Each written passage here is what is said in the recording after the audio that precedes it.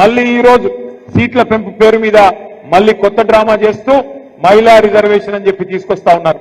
మహిళా రిజర్వేషన్ కు మేము అనుకూలమే. మహిళా రిజర్వేషన్ ఖచ్చితంగా సమర్థించిందే కేసీఆర్ గారు, మన పార్టీ.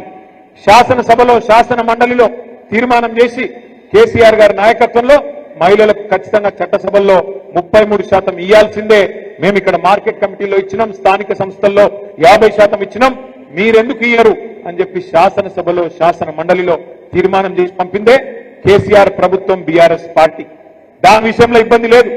కానీ డీలిమిటేషన్ పేరు మీద దక్షిణాది రాష్ట్రాలకు, తెలంగాణకు, ఆంధ్రకు, తమిళనాడుకు, కర్ణాటకకు, కేరళకు, పాండిచ్చేరికి అన్యాయం చేస్తామంటే మాత్రం ఎట్టి పరిస్థితుల్లో ఊరుకోము. ఎట్టి పరిస్థితుల్లో బీజేపీకి సమర్థన ఇచ్చే ప్రసక్తే లేదు. ఒక్క మాట మాత్రం పక్కా, ఇవాళ 24% వాటా దక్షిణాది రాష్ట్రాలకు పార్లమెంట్ లో ఉన్నది. దాన్ని యథాతథంగా మెయింటైన్ చేయాల్సిందే.